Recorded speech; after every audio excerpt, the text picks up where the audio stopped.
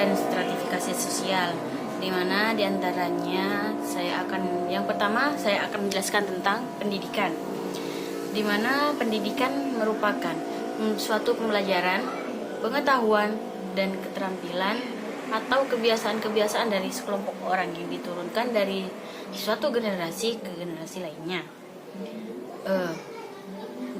Dengan melalui suatu pengajaran pada generasi tersebut, seperti pelatihan-pelatihan untuk memahami, suatu pelatihan untuk memberikan contoh yang baik untuk mereka, dan yang terakhir memiliki melakukan penelitian yang ada. Adapun stratifikasi sosial, di mana stratifikasi sosial merupakan konsep yang menunjukkan adanya perbedaan atau pengelompokan suatu kelompok sosial atau komunitas secara bertingkat. Misalnya dalam suatu komunitas terdapat ada 3 kelas, di mana 3 kelas di sini ada kelas tinggi, kelas sedang, dan kelas rendah.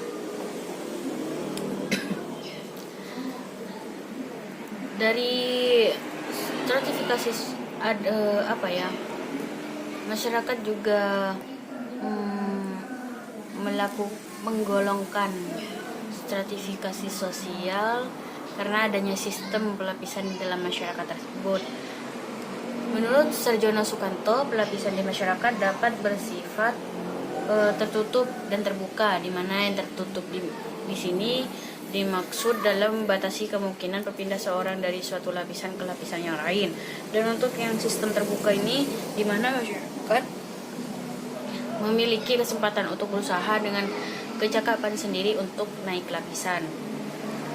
Dan yang ketiga, ada peran pendidikan dalam stratifikasi sosial, di mana pendidikan di sini sebagai mobilitas sosial. Pendidikan dipandang sebagai jalan untuk mencapai kedudukan yang lebih baik di dalam masyarakat. Makin tinggi pendidikan yang diperoleh, makin besar harapan untuk mencapai tujuan itu.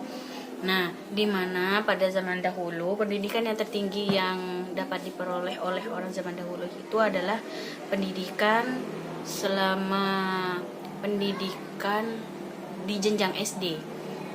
Jenjang SD itu sudah merupakan pendidikan yang tinggi.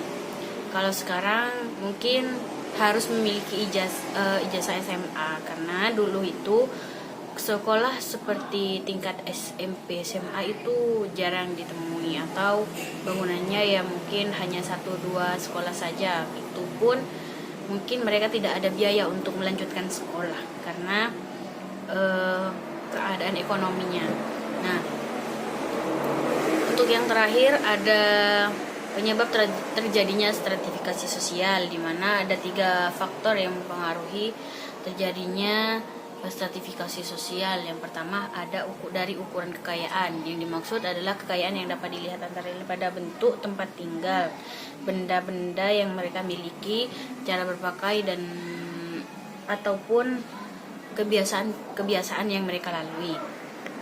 Adapun yang kedua yaitu dari ukuran kekuasaan dan wewenang, di mana yang dimaksud ini, seseorang yang mempunyai kekuasaan atau wewenang yang paling besar akan menempati lampiran-lampiran teratas dalam sistem pelapisan masyarakat yang bersangkutan.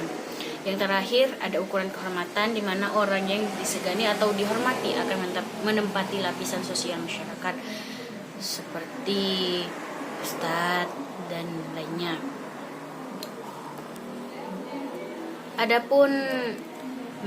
Adapun golongan sosial yang timbul karena adanya perbedaan status di kalangan anggota masyarakat.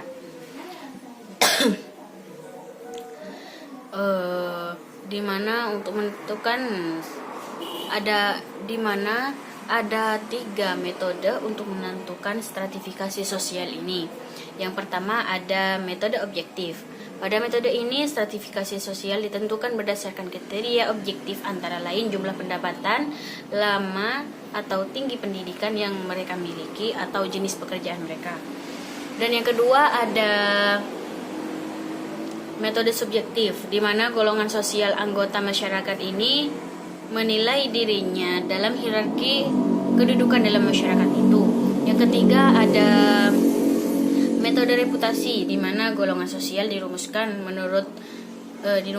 sebagaimana anggota masyarakat menempatkan dirinya dalam stratifikasi sosial masyarakat.